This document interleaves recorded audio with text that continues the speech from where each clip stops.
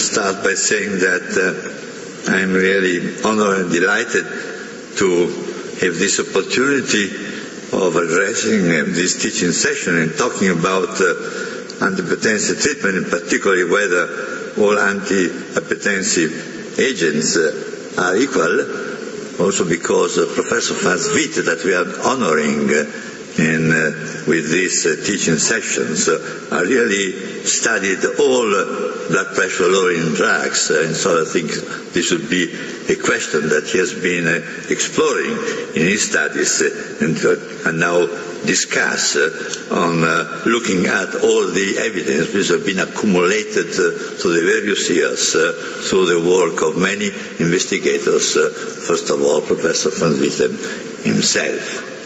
And this slide is taken from the recent European guidelines as an introduction to the chapter on the choice of antihypertensive drugs, and you say that the guidelines are very open and clear in stating that the major mechanism of benefit of antihypertensive therapy is lowering blood pressure per se, and the effects on cause-specific outcomes of the various agents are similar or differ by only a minor degree. And this is the reason why there is no fixed paradigm of antihypertensive treatment choice can be suggested. And indeed, we should think that this statement is certainly based, in an important conclusion, but they are based on surveys and meta-analysis of randomized controlled trials carried out several years ago, and therefore not inclusive of a number of recent randomized controlled trials. And furthermore, some of the major meta-analyses that have been used for these statements have analyzed together randomized trials in which blood pressure lowering drugs were administered to hypertensive patients to test the benefit of these blood pressure lowering drugs, but in trials in which, in conditions like myocardial infarction or heart failure, in which the benefits of blood pressure lowering drugs are likely to be independent of blood pressure lowering, depending on different mechanisms. So recently we have tried to revise all the existing evidence of blood pressure lowering trials, and we've done two major sets of meta-analysis, and this is the first one that we have published in several papers in the December issue of the Journal of Hypertension, and we looked for all trials of blood pressure lowering versus placebo or no treatment, restricted to trials or in hypertensive patients or in a majority of hypertensive patients, with exclusion of trials in myocardial infarction and in heart failure. And we are able to identify 68 of these trials, starting from the first one in 1966. And of these 68 blood pressure lowering trials, 55 for almost 200,000 individuals were suitable to classify them in terms of the class of antihypertensive agents being used against placebo. So you could group these trials according to different classes of antihypertensive agents used against placebo. Of course, trials were included even if randomizations occurred on the background of other antihypertensive therapy, and if drugs of other classes could be subsequently added according to the protocol of the study. And this meta-analysis of various classes of antihypertensive drug was published in the February issue of the Journal of Hypertension. And you see here briefly by class, all of these are placebo-controlled studies. So diuretic, this is for diuretics compared to placebo. And you can see that all major outcomes of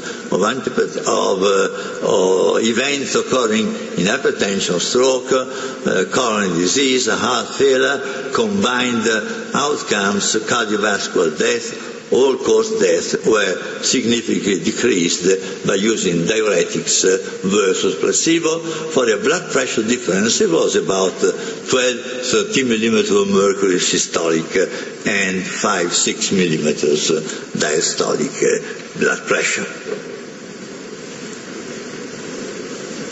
This summarizes beta blockers against the placebo.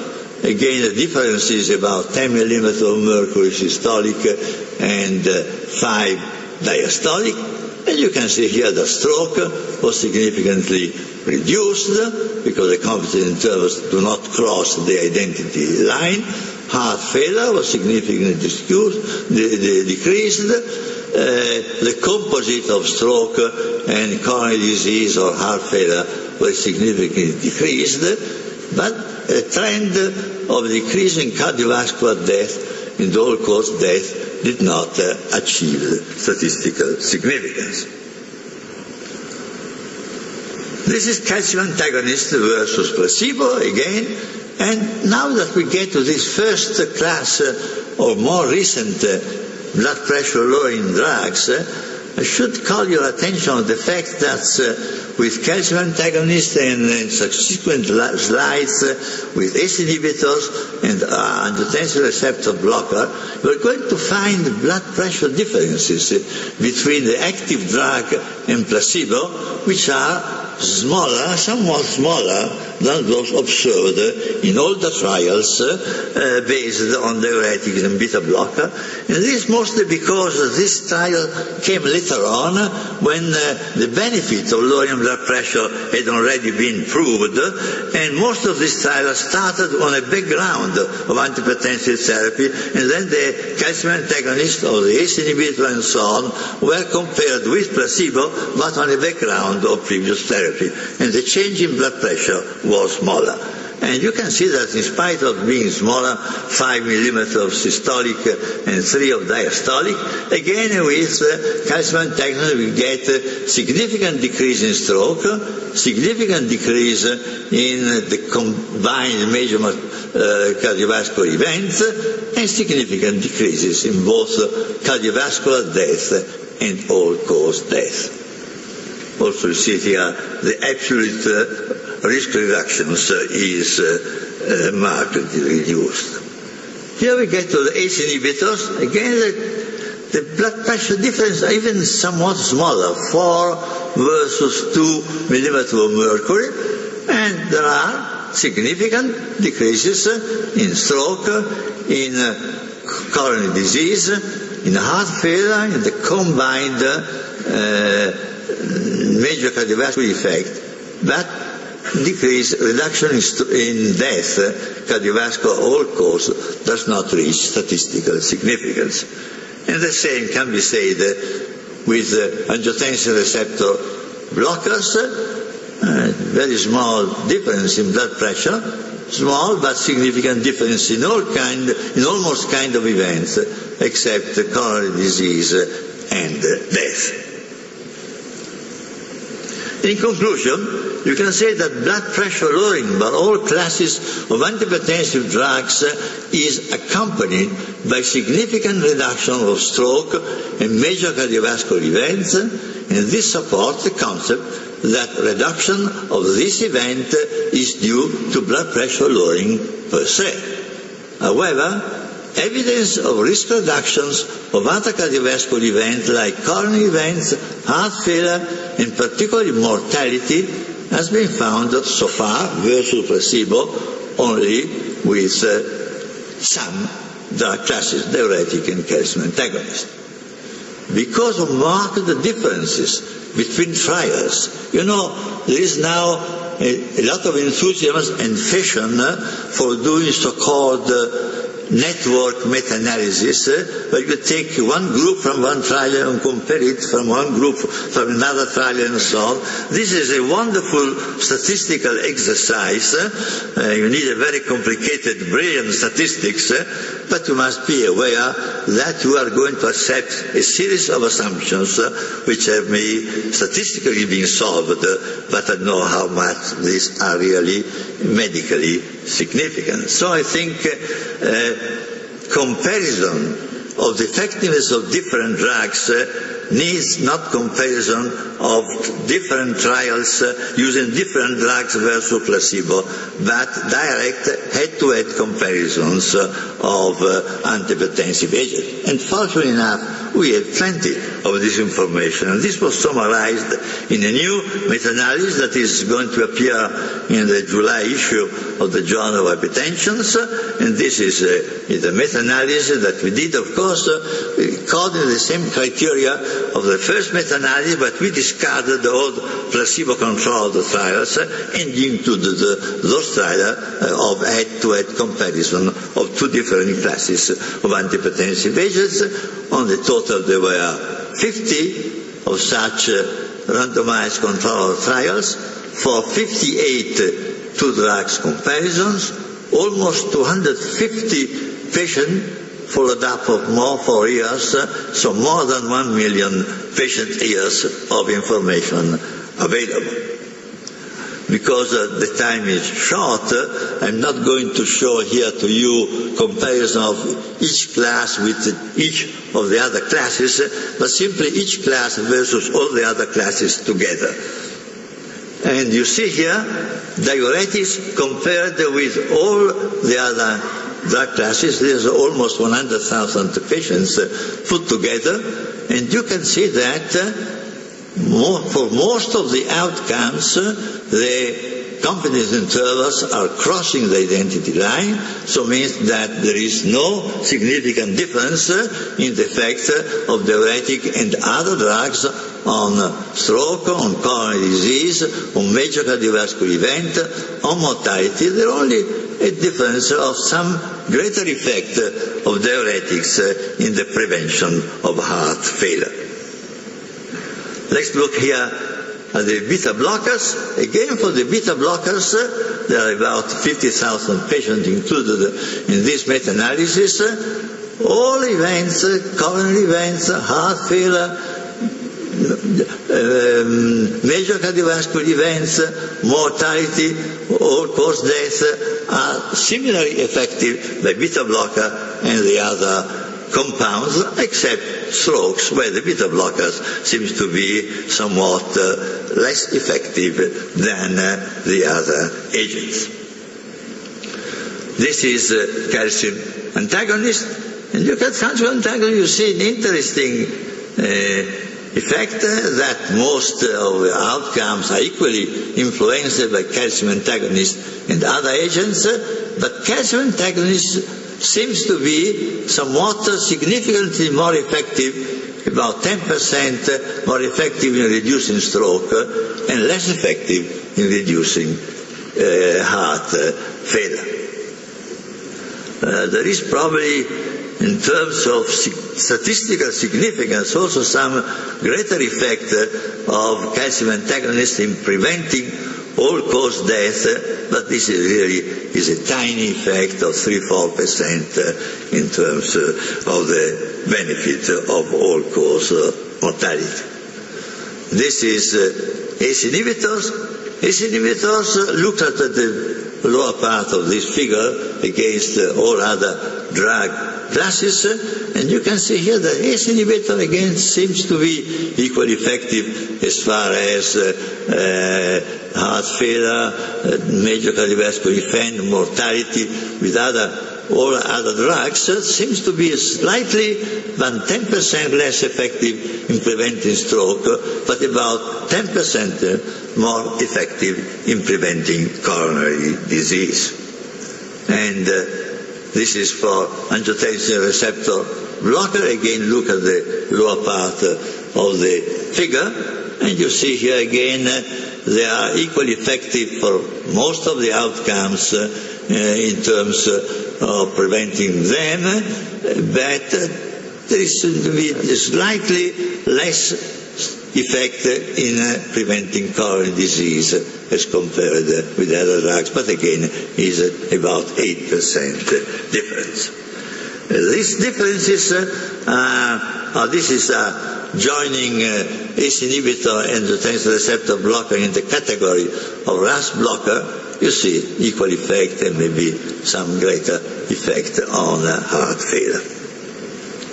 These figures are summarizing in colors, not in numbers, the differences between a given class of drugs and all the other compounds, not only all drugs but all other compounds, and also comparing with placebo. I think is important because, you know, this predominance of yellow, it means no significant difference. No significant difference for most of the events means equal effectiveness, provided that drug are shown to be effective as compared to placebo. Otherwise we do not know whether equal incidence means equal effectiveness or equal ineffectiveness. And so certainly for diuretic we can see, because diuretics are very powerful against placebo, that in most cases diuretics are equally effective all the other drugs, but with some preference in terms of stroke versus RAS inhibitors, with for heart failure versus calcium antagonist and all other drugs. I'll try to go through quickly. For beta blockers, you see there is this inferiority of beta blockers for most of the other drugs versus as far as stroke is compared, but they are effective versus placebo, so they are less effective versus stroke, not ineffective.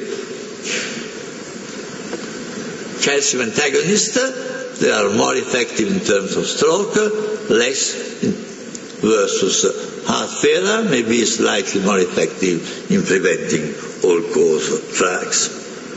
This is for ACE inhibitors, but you see here that there is overall this slight inferiority for stroke and slight superiority for coronary heart disease.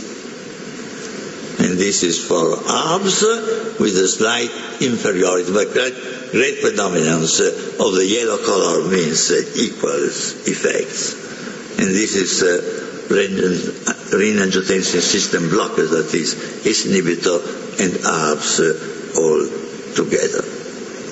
So, in summary, I would like to call your attention on this first line. The effects of all drug classes are not significantly different on most outcomes when their blood pressure effect is equivalent. We did, of course, some adjustment when they were not different. However, there are also significant differences involving almost classes of drugs, and this has been explained in the previous slides. Which are the limitations of this kind of meta-analysis of head-to-head comparisons between drugs? Heart failure, there are some differences in heart failure, but heart failure is a clinically relevant outcome, but is a soft outcome, because it's subjective in diagnosis.